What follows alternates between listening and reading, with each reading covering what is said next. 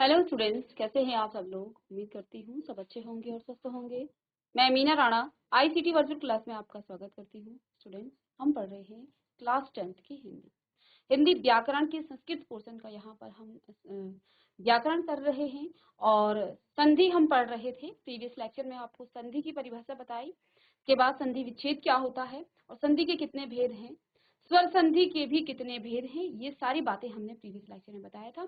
आइए इसको रिवाइज करते हैं और आगे इसको कंटिन्यू करते हैं। तो जैसा कि मैंने इससे पहले आपको बताया कि संधि क्या होता है, जहां पर दो वर्णों का मेल हम करते हैं वहां पर संधि होती है। अब दो शब्दों के बीच जो है, दो वर्णों के बीच की जो संधि होती है, उसके बाद जो है एक नया शब्द बनता है। उस परिवर्तन को ही हम संधि कहेंगे। इससे आपको एक नया शब्द भी मिलेगा और जब आप इस नए शब्द को फिर से क्या करते हैं, तोड़ देते हैं, तो उसे कहा जाता है संधि विच्छेद। ठीक है ना।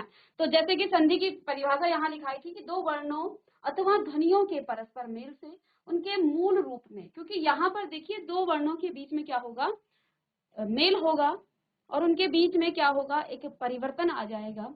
मेल के बाद एक नया यहाँ पर स्वर या व्यंजन कोई भी शब्द जो है परिवर्तित हो जाएगा और इसी को हम क्या कहेंगे, संधि कहेंगे।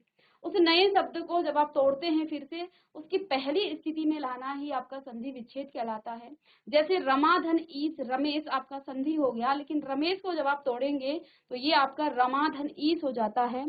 तो जैसे कि दो शब्दों को यहाँ पर आपने जोड़ा, इससे एक रमेश बना, लेकिन देखिए जोड़ने के बाद होता क्या है, इनमें पूरे शब्द को नहीं जोड़ा जाता है बल्कि दो वर्णों को जोड़ा जाता है। जैसे यहाँ पर हमने माँ और ई को जोड़ा, माँ से आपने स्वर को निकाला आ और ई तो आपके पास पहले से स्वर था। अब इन दोनों को जोड़ने के बाद आपको क्या मिला, ए। ये ए की मात्रा आपने म पर लगाई तो ये हो गया आपका रमेश। आगे हम सारे नियम पढ़ने वाले हैं। प्रीवियस लेक्चर में हमने कुछ पढ़ भी लिया है। ठीक है, जो बच्चे कल नहीं थे उनके लिए हम एक बार फिर से रिवाइज करेंगे। संधि विच्छेद, जैसा कि हमने कहा कि जो आपके पास एक नया शब्द बना है उसको पुनः उसकी पहली की स्थिति में, यानी कि जिस स्थिति में पहले वो था उस स्थिति में लाना ही संधि विच्छेद कहलाता है। यानी कि उस शब्द को फिर से तोड़ना संधि विच्छेद कहलाएगा। संधि के हमने तीन भेद बताए, स्वर संधि, व्यंजन संधि और विसर्ग संधि। स्वर संधि क्या होती है, जहां पर दो स्वरों का मेल होता है और दो स्वरों के मेल से जो परिवर्तन होता है उसे हम स्वर संधि कहेंगे। दो संधियों के मेल, दो स्वरों के मेल से। अब यहाँ पर कोई व्यंजन नहीं जुड़ेगा बल्कि दो स्वर जुड़ेंगे। तो जब भी आप स्वर संधि की बात करेंगे यहाँ पर आपके दो स्वर जुड़ेंगे। ठीक है ना। स्वर आप जानते हैं, वर्ण विच्छेद में पढ़ाया है। स्वर क्या होते हैं, स्वर स्वतंत्र होते हैं और स्वरों को जब आप व्यंजन के साथ जोड़ते हैं तो वो मात्राओं के रूप में जुड़ते हैं।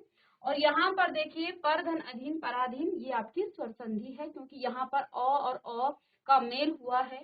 पर में अ, अब यहाँ अंतिम वर्ण का और प्रथम वर्ण का हम क्या करते हैं, संधि करते हैं। ठीक है ना। तो अ धन अ दोनों ही आपके क्या है, स्वर हैं। ये आ हो जाता है, कैसे हो जाता है, ये नियम हमने आपको प्रीवियस लेक्चर में बताया है। ठीक है। संधि, स्वर संधि के भी हमने यहाँ पर 5 आपको भेद बताए। पहला भेद है दीर्घ संधि, दूसरा है आपका गुण संधि, वृद्धि संधि, यण संधि और अयादि संधि। दीर्घ संधि के बारे में हमने प्रीवियस लेक्चर में पढ़ लिया, नियम पढ़े और दो उदाहरण आपको समझाए थे, कैसे आता है ये भी समझाया था और एक मैंने आपको होमवर्क क्वेश्चन भी दिया था। तो यहाँ पर देखिए क्या कहा, यदि ह्रस्व या दीर्घ स्वर के बाद, ह्रस्व क्या होता है अ, ए, उ के बाद अन्य ह्रस्व या दीर्घ आए, अ ए उ कुछ भी आ जाए, या दीर्घ, दीर्घ में आपके आ ई उ आ जाते हैं, कोई भी आ जाए तो हमेशा ही वो दीर्घ स्वर बनता है। नियम आपको प्रीवियस लेक्चर में भी बताया कि क्या नियम है, ये नियम देख लीजिएगा कि और आ के बाद कुछ भी आए, अ या आ हमेशा आ होगा। ए या ई के बाद कुछ भी आए वो हमेशा ई होगा और ओ या ऊ के बाद कुछ भी आए, ओ या ऊ, वो हमेशा बड़ा ऊ ही होगा। हमने यहाँ पर दो संधि के बारे में देखिए, हमने यहाँ पर संधि के बारे में दो चीजें पढ़ी। देखो, एक शब्द है यहाँ पर मत और दूसरा है अनुसार। इसका जीजीएससी भागलपुर में आपने कल की क्लास में मुझे बताया मतानुसार, लेकिन मैंने आपसे ये पूछा कि इस मत में कोई भी स्वर नहीं दिख रहा है, क्या आपको दिख रहा है? लेकिन आपने यहाँ पर आंसर नहीं किया था। उसके बाद देखिए हमने क्या किया था, त और अ को जोड़ना है, क्योंकि हम यहाँ पर दो वर्णों को जोड़ते हैं, ना कि स्वरों, ना कि पूरे शब्द को नहीं जोड़ा जाता है। ठीक है, अब किन किन वर्णों को जोड़ना है? जो भी आपके पास पहला शब्द है उसका अंतिम वर्ण और दूसरे शब्द के प्रथम वर्ण को जोड़ना है। उसके अलावा आपने किसी भी वर्ण को छेड़ना नहीं है। ठीक है ना? अब इन वर्णों को जोड़ने की क्या क्या यहाँ पर नियम है उसके बारे में हमने पढ़ा था कि ये सारे नियम आपके पास है। ठीक है, हमने क्या कहा, त और अ को हम जोड़ रहे हैं। अब तो क्योंकि एक व्यंजन है, लेकिन हम क्या कह रहे हैं कि ये स्वर संधि है और स्वर संधि का ही ये एक भेद है, दीर्घ संधि। तो मुझे फिर तो से स्वर को निकालना पड़ेगा। हम जानते हैं तो जो है स्वतंत्र रूप में ऐसा नहीं होता है, वास्तव में इस तो में अ की ध्वनि आ रही है। तो हमने जब इससे अ निकाल दिया अलग, क्योंकि मुझे इस स्वर के साथ जोड़ना है उसे, तो इस तो को हमने जब इस प्रकार से इसका वर्ण विच्छेद किया तो ये हलंत के साथ धन अ धन अ आपके पास आ हो जाता है। तो ये आपके पास फिर से क्या हो जाएगा, हलंत के साथ त धन आ ता हो जाता है। ठीक है ना? ऐसे ही आपको दूसरा उदाहरण मैंने बताया था, गज धन आनन। तो जौ धन आ, जौ से भी हम स्वर को निकालेंगे और जब जौ से स्वर निकालेंगे तो ये हलंत हो जाएगा धन आ, सॉरी, जौ धन अ धन आ क्या होता है, आ हो जाता है, आ हो गया, फिर इसको जोड़ेंगे तो ये जा हो जाएगा। तो इतनी सी जगह पर जहाँ गज धन आनन, इसकी जगह पर आप लिखेंगे गजानन। इतना आपको समझ में आया? चलिए, ये तो हम कर चुके हैं प्रीवियस लेक्चर में। अब मैंने आपको एक होमवर्क क्वेश्चन दिया था यहाँ पर, और आप मुझे बताएंगे सीमा धन अंत। ये आपको मैंने होमवर्क दिया था, जिन बच्चों ने किया है आप अपना आंसर बता दीजिए। ये हम कर चुके हैं। चलिए, यहाँ पर सीमा धन अंत। ठीक है, चलिए करना क्या है, माँ धन अ का अंतिम अंग की मात्रा को अभी आप नहीं छेड़ेंगे। ठीक है, तो देखो माँ धन अ, मुझे स्वर निकालना है। ठीक है ना? इसको नहीं चाहिए मुझे, इस स्वर को आप रहने दो। तो माँ से अब आप स्वर निकालिए। तो यहाँ से आ का स्वर आया और यहाँ पर अ आया। माँ हलंत के साथ धन आ धन अ, ये भी आ हो जाएगा। इन दोनों को जोड़ेंगे तो ये माँ हो जाएगा। अर्थात इन की जगह पर आपने रखना क्या है, माँ रखना है। ठीक है, और ऊपर से ये अंक की मात्रा पहले से थी, तो इस अंक की मात्रा को भी आपने लिखना है। ठीक है, तो अब देखो हमने क्या कहा, हमने बाकी जो वर्ण यहाँ पर हैं, बाकी जो वर्ण आपको दिख रहे हैं उनको नहीं छेड़ना है। इसकी जगह लिखेंगे माँ, और माँ में भी अंक की मात्रा भी थी, तो सीमांत। ये इसका क्या हो गया है, संधि हो गया है। चलिए बताइए किन किन बच्चों ने सीमांत लिखा है? चलिए, ऐसे ही कुछ और शब्दों के बारे में बात करेंगे यहाँ। उम्मीद करते हैं आपने इनको किया होगा, होमवर्क में भी आपने यही किया होगा। ठीक है, सीमा धन अंत, सीमांत। अब एक और यहाँ पर शब्द है,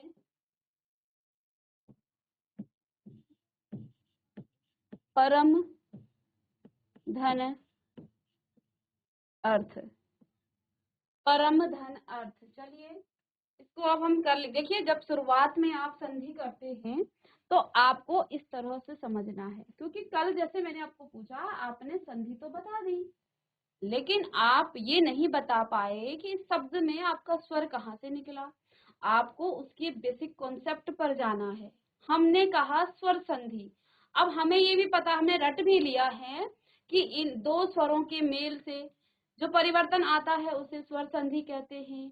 दीर्घ संधि आ जाती है, यानी कि आ, ई, ऊ आ जाता है, और इसको रटते हुए नहीं जाना है हमें, ठीक है। ये तो हमें पता होना ही चाहिए।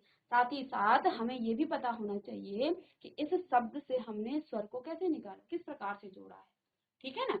तो इसका भी हमें क्या होना चाहिए, इसका भी हमें पता होना चाहिए। तो देखिए म धन अ, इन दोनों को जोड़ेंगे, म धन अ। अब म से अ निकालिए, स्वर निकालिए, अर्थात तो ये हो जाएगा अ धन अ। दो स्वर जुड़े तो म को तो ऐसे लिखेंगे, धन आ हो जाता है, और ये हो जाएगा माँ। तो अब आप क्या लिखेंगे, इसका संधि पर मार्थ, परमार्थ, और आगे और पीछे के शब्दों को आपने बिल्कुल भी टच नहीं करना है, ठीक है ना। तो यहाँ पर आप लिखेंगे परमार्थ।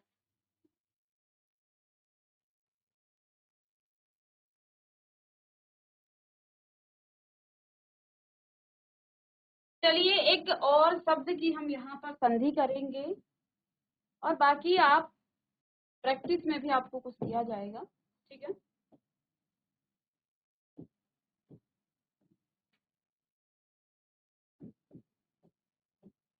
पर्वत धन आरोही। चलिए यहाँ है पर्वत धन आरोही।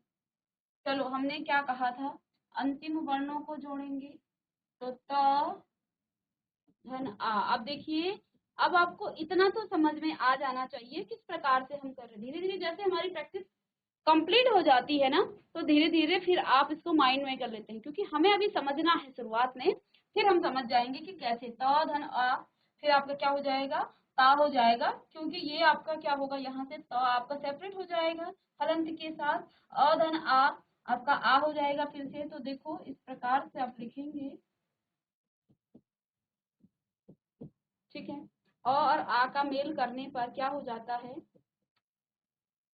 आ हो जाता है, दैट मीन्स यहाँ पर ता हो जाए, ठीक है। तो इसको आप लिखेंगे पर्वता रोही, पर्वता।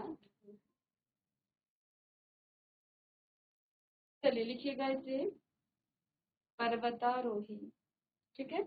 एक और शब्द की बात करें, क्या आपने लिख लिया होगा,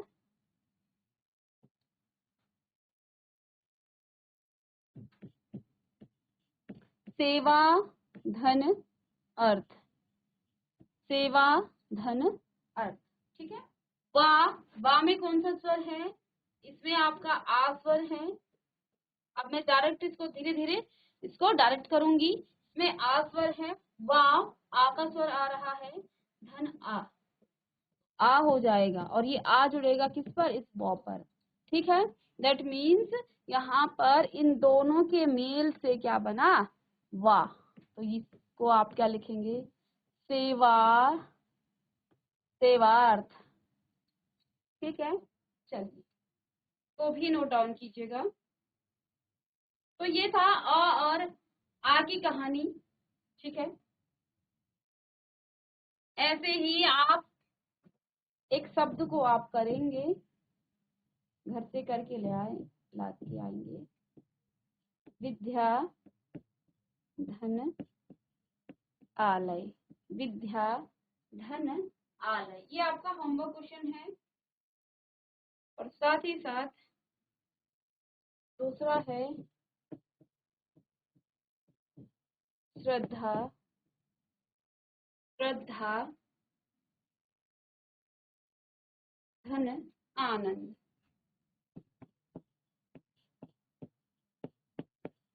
श्रद्धा धन आनंद। चलिए इन दो क्वेश्चन को आप होमवर्क करेंगे।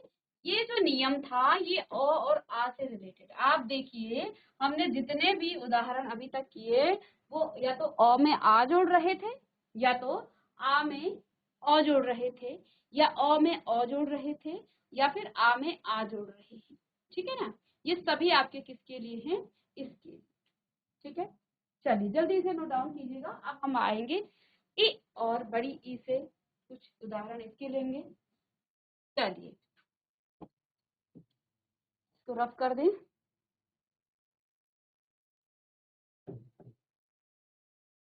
अभी धन इष्ट।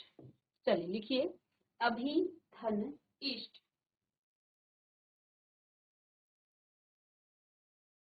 दूसरा लिखेंगे प्रति धन इच्छा।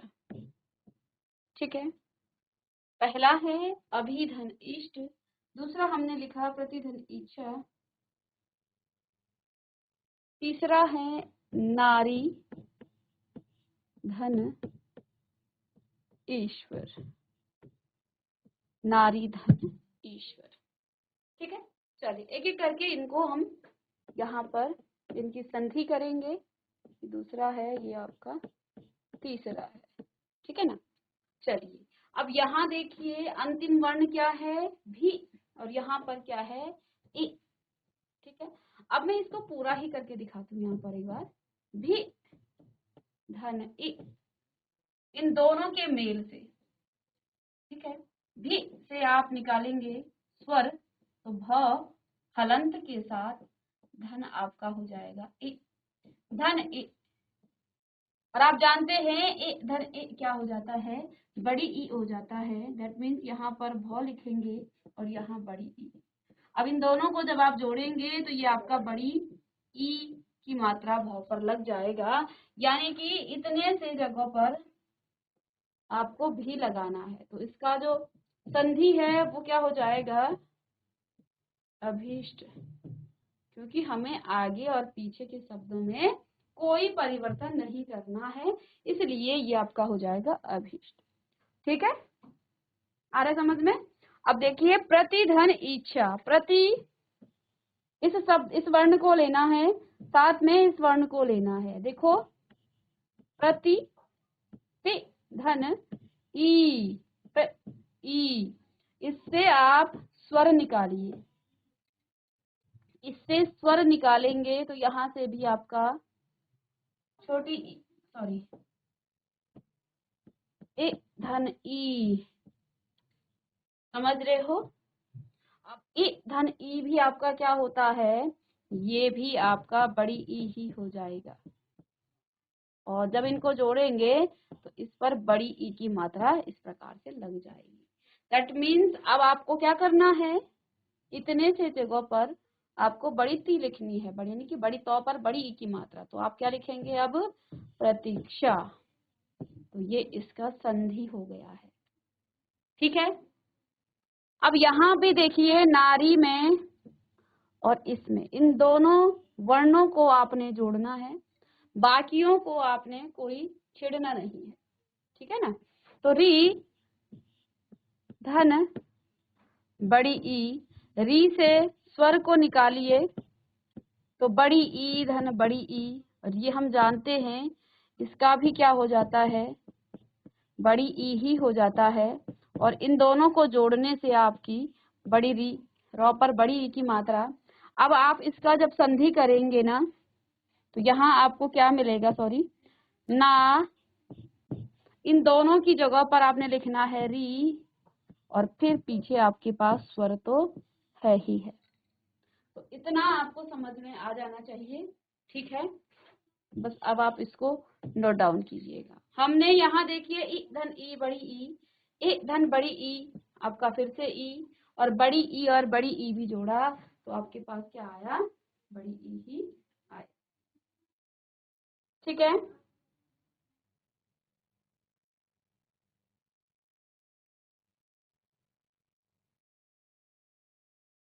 ठीक है, एक और शब्द ले लेते हैं,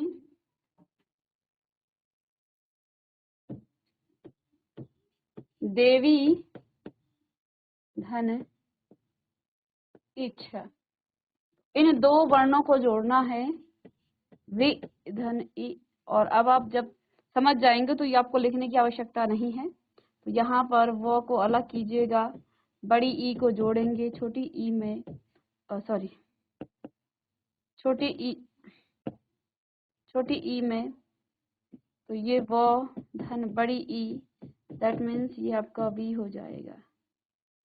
ठीक है, तो इसको जब आप लिखेंगे देव इच्छा, देव इच्छा, तो ये इसका संधि हो जाएगा। जल्दी इन सभी को आप नोट डाउन कीजिएगा। अब आगे हम यदि आपको बताएं यहाँ पर, तो ये तो असंबंधी नियम थे। अब हम ई के बारे में यहाँ पर पढ़ रहे हैं। ठीक है, हम यहाँ पढ़ रहे हैं ई संबंधी कुछ नियम। तो आप जो है देखिए ऊ के बारे में नहीं पढ़ रहे हैं। तो जैसे यहाँ आप देखिएगा, अभीष्ट, अभिधन इष्ट अभीष्ट, प्रतिधन इच्छा प्रतीक्षा, नारी धन ईश्वर नारीश्वर, देवी धन इच्छा देवीच्छा, रवि धन इंद्र रविंद्र, मुनि धन ईश्वर मुनीश्वर, योगी धन ईश्वर योगीश्वर, और सती धन इच्छा सतीच्छा। अब आप ये समझ गए हैं कैसे आया है। साथ ही साथ मैं आपको एक चीज बताती हूँ। देखो, जब हम दीर्घ संधि की बात करते हैं, हो सकता है आपको संधि करने को ना आए। आपको ऐसा दिया जाए कि गजानन में कौन सी संधि है, आपको सीधे प्रश्न पूछा जाए कि गजानन में कौन सी संधि है, या फिर परमार्थ में कौन सी संधि है, तो फिर आप कैसे पहचानेंगे। हमने क्या बताया था दीर्घ संधि में, कि जब हम दो वर्णों का मेल करते हैं, दो वर्णों को जोड़ते हैं, आपके पास हमेशा दीर्घ स्वर आता है। अब आप देखिए गजानन में, आप देखिए तीन वर्ण जब आपके पास होंगे, तो आप बीच वाले वर्ण को देखिए। जैसे यहाँ पर तीन वर्ण हैं, और तीनों वर्ण में बीच में देखिए, बीच में आपका क्या है, वाह है। इसमें कौन सा स्वर आया है, दीर्घ स्वर आया है। हमने दीर्घ संधि की क्या परिभाषा पढ़ी थी, कि आप कुछ भी करेंगे आपको क्या मिलेगा, क्या परिवर्तन आएगा, दीर्घ स्वर दिखाई देगा। ठीक है ना। अब चार यहाँ भी देखिए दीर्घ स्वर आ रहा है, माँ। ठीक है, ऐसे ही आगे मैं और शब्द बताती हूँ यहाँ पर आपको। अब देखिए चार में मता, तो यहाँ पर आप देखिए मता दीर्घ स्वर आया है। गजानन पूछा जाए, जा गजानन। ठीक है, श्रद्धा दीर्घ स्वर आया है। पर्वता ता दीर्घ स्वर, परमार्थ दीर्घ स्वर, विद्यालय। देखो ठीक है ना। और ये चीजें आप देख लेंगे। देखो यहाँ हम इसको जोड़ने के बाद और इसको जोड़ने के बाद आपके पास क्या आया है, विद्यालय। ठीक है, तो इसमें इसको देखकर भी आप पहचान सकते हैं कि कौन सा आपका ये संधि यहाँ पर हुई है। ऐसे ही यहाँ देखिए दीर्घ स्वर कौन है, बड़ी ई, अभीष्ट बड़ी ई की मात्रा, प्रतीक्षा बड़ी ई की मात्रा, नारीश्वर बड़ी ई की मात्रा, देवीच्छा बड़ी ई की मात्रा, साथ ही साथ रविंद्र बड़ी ई की मात्रा, मुनीश्वर बड़ी ई की मात्रा, योगीश्वर बड़ी ई की मात्रा, सतीक्षा सतीच्छा ये भी बड़ी ई की मात्रा, सब में आपका बड़ी ई की मात्रा आ रहा है। दैट मीन्स यहाँ पर भी आपका क्या है, दीर्घ संधि यहाँ पर हो रही है। ठीक है, अब यहाँ पर देखिए जैसे क्या लिखा है, विधु धन उदय, विधु धन उदय। हमने क्या कहा, इसमें कौन सा स्वर है, छोटा ऊ। ठीक है, इसमें कौन सा स्वर है, छोटा ऊ, और इसमें भी आपका छोटा ऊ आ रहा है। छोटा ऊ और छोटा ऊ आपका क्या हो जाएगा, बड़ा ऊ। चलिए इसको नोट डाउन कीजिएगा पहले।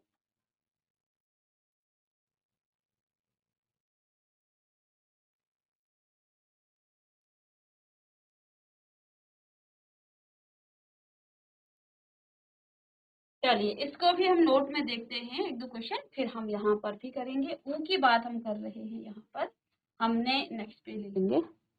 हमने क्या कहा कि आप ओ को ऊ के साथ जोड़े, तब भी आपका बड़ा ऊ आता है। ओ को आप बड़े ऊ के साथ जोड़िए, तब भी आपका बड़ा ऊ। बड़े ऊ को आप छोटे ऊ के साथ जोड़े, तब भी आपका बड़ा ऊ आ रहा है। बड़े ऊ को बड़े ऊ के साथ जोड़ेंगे, तब भी आपका बड़ा ऊ ही आता है। ये हमने कहा था।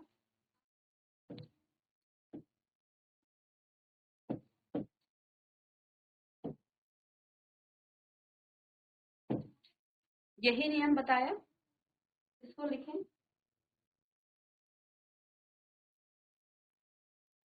पीछे हमने क्या पढ़ा, विधु, धन, उदय, इसको और इसको जोड़ेंगे, ठीक है।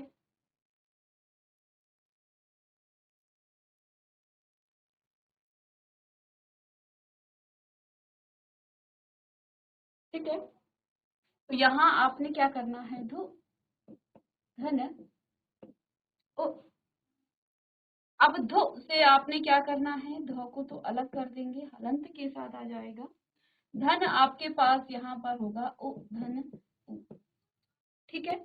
अब दो स्वरों को आप यहाँ पर जोड़ रहे हैं, तो इन दोनों स्वरों को जोड़ने से आपके पास बड़ा उ आ जाता है। इस ध को आप फिर से यहाँ पर,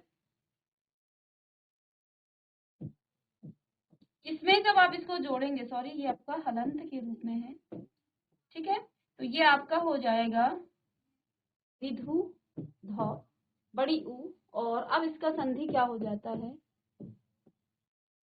विधु दय, विधु दय, ठीक है। चलिए लिखिएगा इसे, विधु दय,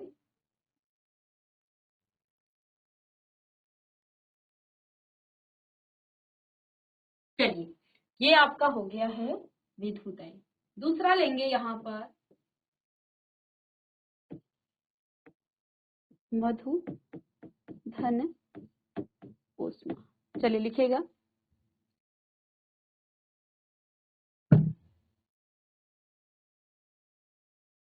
मधु, धन, उष्मा। अब आपको यहाँ क्या करना है, इन दोनों ही स्वरों को, अब आप यहाँ इतना समझ गए होंगे, इतना सब अब आपको नहीं करना है, ये तो सिर्फ समझाने के लिए आपको बार बार यहाँ पर बता दिया गया है। अब आपको करना क्या है, आपको यहाँ पर देखना है इसमें कौन सा स्वर आ रहा है, मधु, छोटी ऊ की मात्रा, यानी कि छोटा ऊ का स्वर यहाँ पर आ रहा है, इतना समझ गए।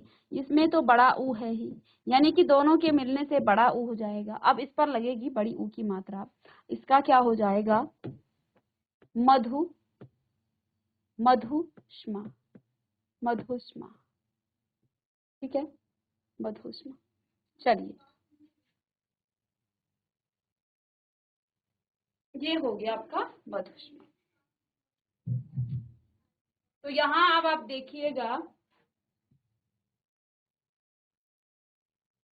हम बात कर रहे थे किसकी, हम बात कर रहे थे दीर्घ संधि की, और दीर्घ संधि के यहाँ पर मधु, धन, उष्मा, मधुष्मा, ठीक है। अब कैसे आया बता दिया आपको। वधु, कौन सा स्वर आ रहा है, बड़ा ऊ का, इसमें भी बड़ा ऊ, बड़ा ऊ और बड़ा ऊ क्या हो जाता है, बड़ा ऊ हो जाता है। तो यहाँ पर क्या हो जाएगा, वधूर्जा, वधूर्जा। अब इन दोनों को मिलाने के बाद आपके पास बड़ी ऊ की मात्रा आई, तो फिर यहाँ भी क्या हो जाएगा, वधूर्जा, ठीक है। ऐसे ही वधु धन, वधु धन उत्सव, वधु बड़ी ऊ की मात्रा, धन छोटा ऊ, ठीक है। बड़ी ऊ आया यहाँ पर स्वर, तो ये दोनों भी आपका बड़ा ऊ हो जाएगा, तो वधु सौ। ऐसे ही अनु, धन, उदित, लिखिएगा, अनु, धन, उदित,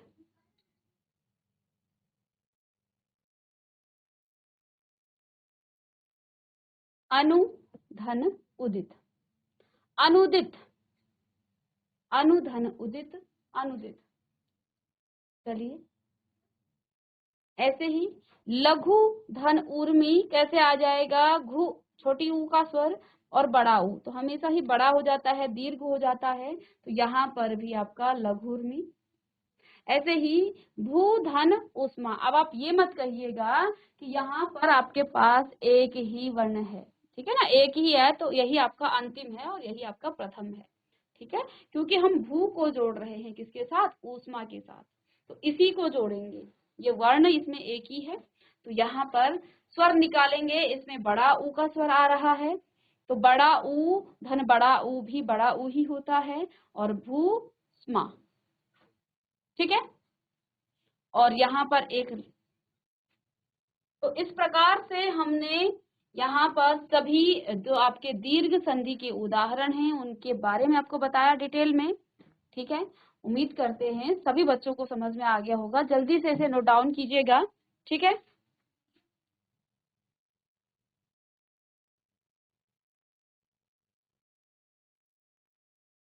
चलिए सभी बच्चों ने नोट डाउन कर लिया। तो चलिए हमने यहाँ पर आज की क्लास में ये आपका जो दीर्घ संधि है ये आपका फिनिश हो गया है। इसके बाद स्वर संधि का जो दूसरा भेद है उसको हम डिटेल में पढ़ेंगे नेक्स्ट लेक्चर में। तो गुण संधि के बारे में हम नेक्स्ट लेक्चर में पढ़ेंगे। दीर्घ संधि क्या होता है, ह्रस्व या दीर्घ के बाद कोई ह्रस्व या दीर्घ स्वर आ जाता है तो वो हमेशा दीर्घ स्वर होता है।